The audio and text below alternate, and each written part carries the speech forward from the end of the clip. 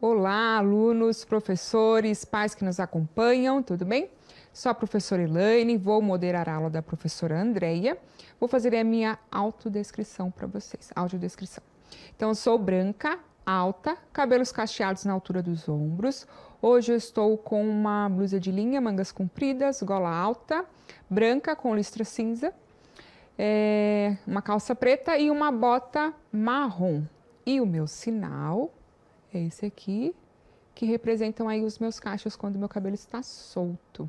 E nossa aula de hoje, o nome dela aí na lousa para vocês, Contando Histórias. Próximo.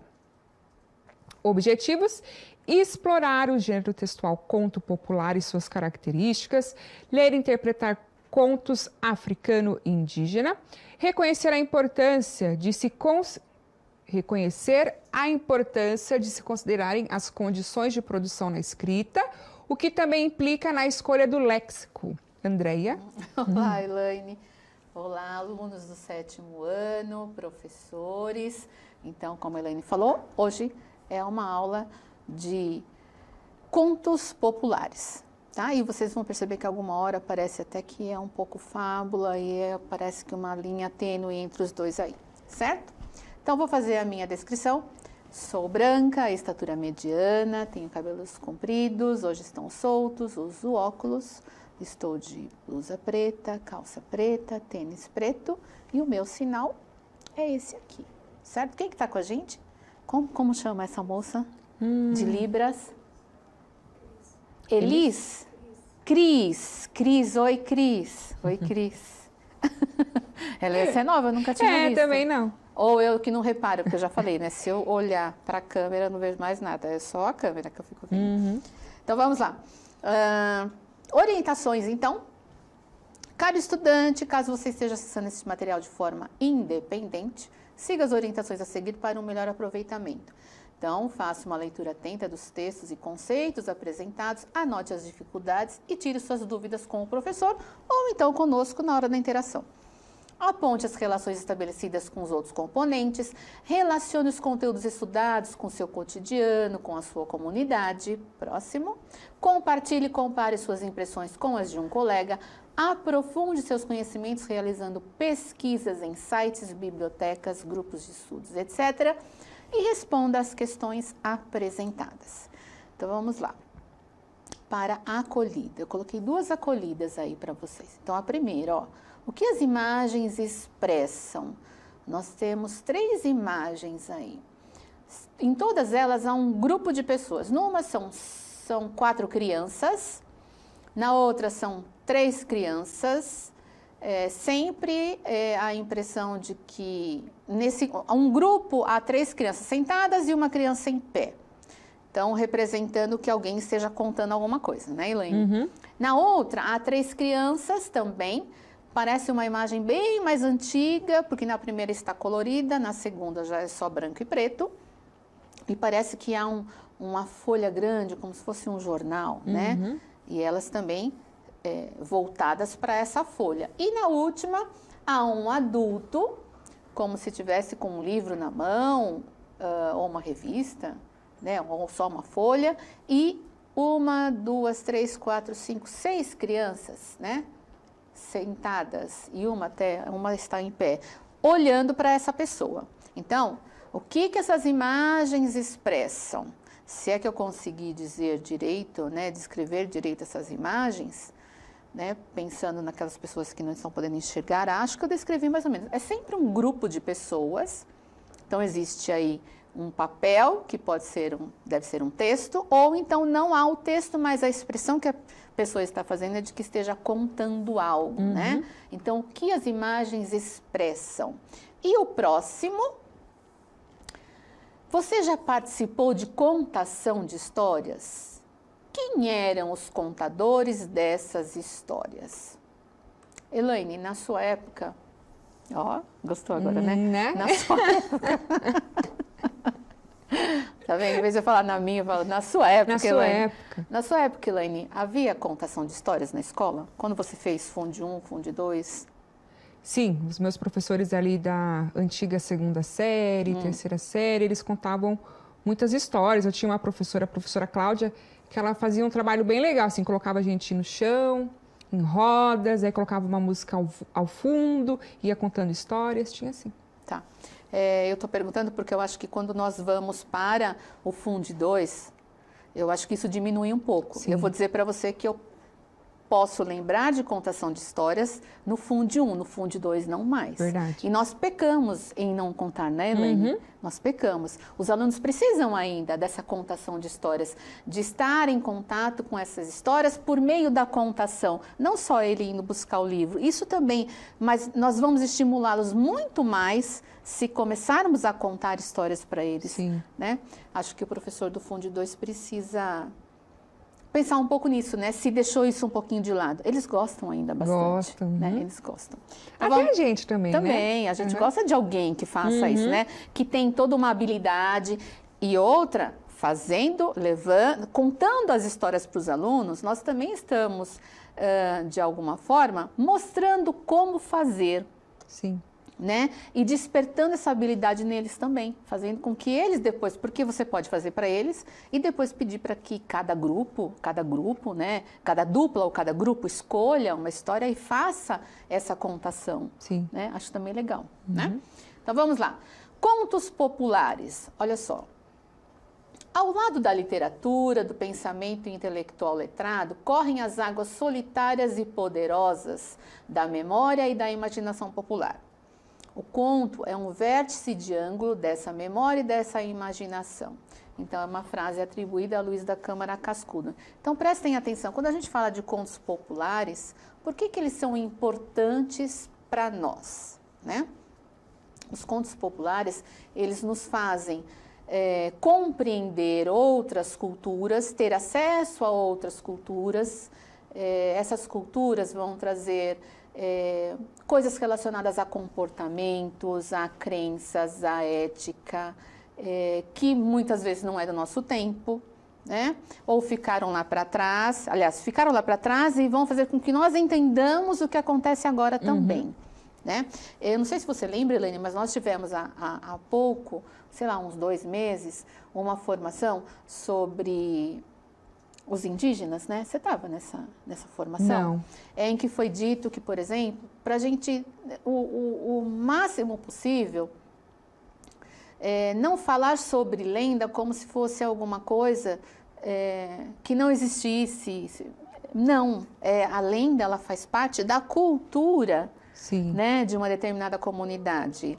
E eles acreditam naquilo e nós precisamos respeitar, porque é deles aquilo, não é nosso para a gente falar, não, essa é mentira. Então era para a gente nem usar muito essa questão da lenda, porque sempre que a gente fala lenda, a gente relaciona com alguma coisa que não existe. Sim. E não é assim. Para eles, assim como nós temos os mitos, né, os deuses gregos em que acreditavam em determinadas situações para que os fenômenos acontecessem, eles também acreditam. Então, nós precisamos respeitar tudo isso. Né? Achei bastante interessante. E, às vezes, a gente fala, e a gente peca, faz errado, né? Em falar, isso é lenda, como se isso não existe, não acredite. Então, pode ser que para você não faça, não tenha sentido, mas faz para aquela comunidade, né? Fez para aquele povo. Certo? É legal que eu lembrei de umas aulas do sexto, ano passado, que a gente estava falando exatamente sobre isso, os contos populares. E a gente utilizou um vídeo da Nova Escola, que tinham indígenas mesmo contando sobre cobra alguma coisa. E eles acreditam mesmo que essa cobra existe, né? E... Cobra honorato? Eu acho que é essa mesmo. E eles vão contando que já viram, eles afirmam, não, eu já vi a cobra, tal. E é legal que a gente vai entrando assim na cultura deles, né? E é o que a Andrea falou, né? Não tem como começar a rir e falar, não, isso não existe, né? Não, eles estão fingindo, porque faz parte daquela cultura, é uma representação. Pode ser que exista, mas não como eles estão falando, assim, na nossa imaginação, né? Então, porque aquilo da representação da cultura. Então, dentro daquela cultura é representada de uma forma, e pra gente, como estamos distantes, né? Como nós estamos distantes, a gente não consegue imaginar ali realmente como eles visualizam, né? Então, essa cobra. o mais importante aí é respeitar, Isso. né? É isso. Né? E você se transporte para aquela situação, né? Se você está achando que é algo totalmente fantasioso, então transporte-se. Não tem um ET né? de Varginha? Pois é, até hoje, né? Não é? As pessoas falam sobre o ET de Varginha, né? É. Então vamos lá, contos populares. E o mais importante, antes de falar dos contos populares, o mais importante quando nós falamos de contos populares é que nós estamos trazendo à tona, nós estamos relembrando, nós estamos ressignificando os sujeitos dessas histórias. Né? Essas histórias não partiram do nada. E como elas são da tradição oral, nós temos a facilidade, às vezes, de passar isso para frente, né, de geração em geração, levar essa cultura, de preservar isso, porque estamos, de alguma forma, preservando os nossos antepassados. Né? Então, vamos lá, contos populares, olha. Pode ler, Helena? Nossa, Elaine. Mas sabia que Elaine vem de Helena? Ah, é? Estava pesquisando. Então, é bonito, Helena. Eu já sabia disso, na verdade. Pode ir. Vamos lá. São narrativas que têm origem na tradição oral e expressam muito fortemente a cultura de um povo, sendo usadas como forma de transmissão de conhecimento e culturas diversas. São passados de geração em geração, por isso um conto tradicional pode ter várias versões. Trazem discussões relacionadas às crenças, às atitudes, aos valores, à moral, à ética, entre outras questões. Com frequência, apresentam seres com poderes sobrenaturais. Para marcar o tempo, empregam-se expressões que indicam um tempo impreciso, imaginário. São contadas situações informais e, geralmente, mantêm o modo de falar do lugar ou da comunidade nos quais tiveram origem. Então, imagina, olha só quanta informação um conto popular não traz. Sim. Né? Então, a gente simplesmente dizer, mas é mentira, um monte de coisa, né? É fantasiosa, é da nossa imaginação, e é isso que enriquece, inclusive. Mas, por trás de tudo isso, isso partiu de uma condição de produção, né? Isso vem de onde? Isso foi para quem? Quem disse, né? Qual era a intenção? Então, tudo isso precisa ser levado em conta. E quando nós temos contato com outras culturas, né, o nosso horizonte se amplia. Então, nós temos muito mais condições de compreender o outro. Sim. Né? Então, vamos lá. Nós temos um primeiro aí, há 2 podcasts, nós vamos ouvir o primeiro. Vamos lá, Os Segredos da Nossa Casa. Pode liberar para eles.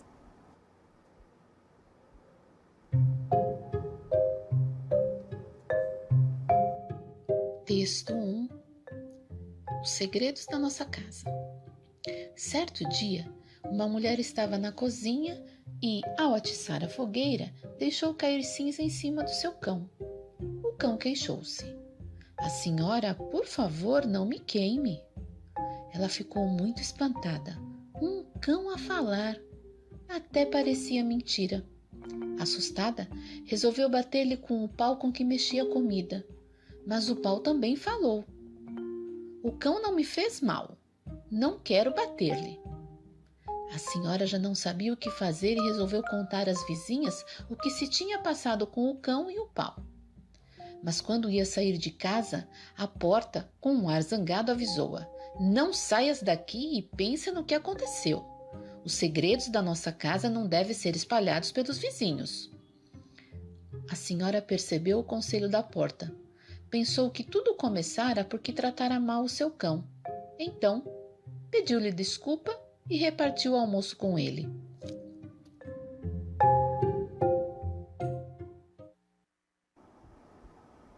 Olha só, né? É um conto bem curtinho, mas nós temos a questão aí do respeito de um para com o outro. O cão que pede para não ser queimado. O pau aí, que eu chamo a colher de pau aí, né? Mais ou menos, até pus um desenho aí como se fosse uma colher de pau. Diz, não, eu não vou bater no cão, porque não há motivo para isso. Sim. E quando ela vai sair e contar para as vizinhas, a porta diz, não conte o que acontece dentro dessa casa, né?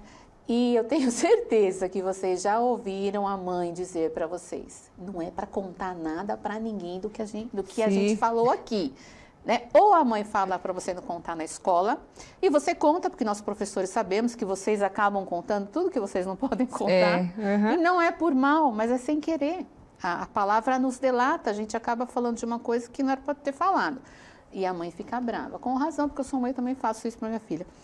Ou vocês contam para os colegas, né? Ou contam na escola, ou sai da sua família e vai para outra família, né? No fim de semana, para casa da avó, do tio, da tia, também. Então, na verdade, é isso mesmo. A gente não tem que ficar, né, Elaine? O que acontece dentro da nossa casa deve ficar na nossa casa, certo? Perfeito. Não é? Isso é uma questão de respeito, né? Também. E aqui tinha mais uma outra questão, né? As cinzas caíram no cachorro e o cachorro, né, não queria que batesse nele, então é meio complicado isso. E aí, olha só, por isso que ele parece com fábula esse daqui, né? Olha só, o comentário que acontece depois no final desse texto é o seguinte: é fundamental sabermos conviver uns com os outros, assegurando o respeito. Então, olha, uma coisa bem tranquila. Nós temos mais um. Acho que já pode colocar. Vamos colocar outro e aí, se não der tempo de comentar, a gente comenta na hora da interação, ok? Pode colocar o próximo.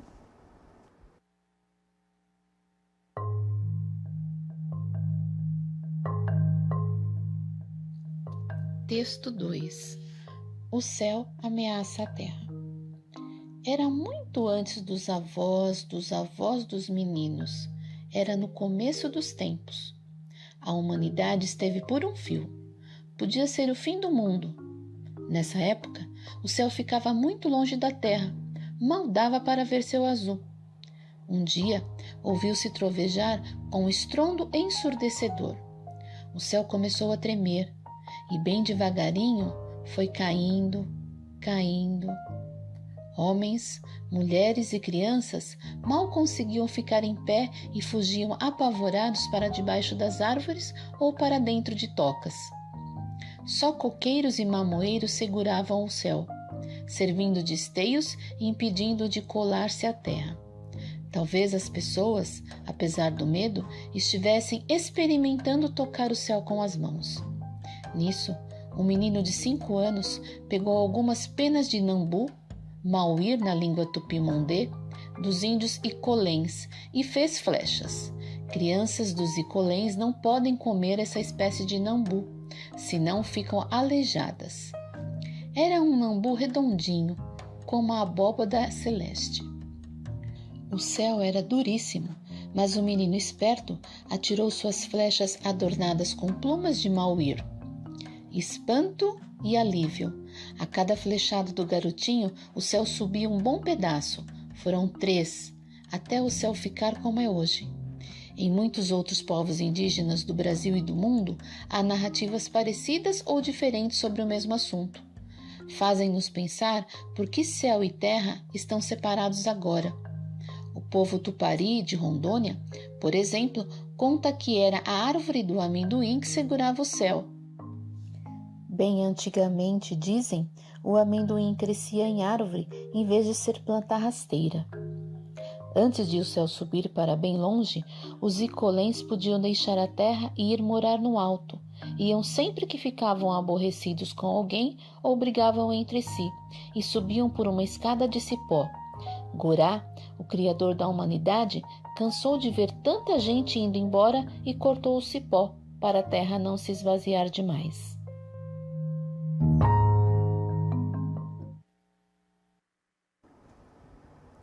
Viram?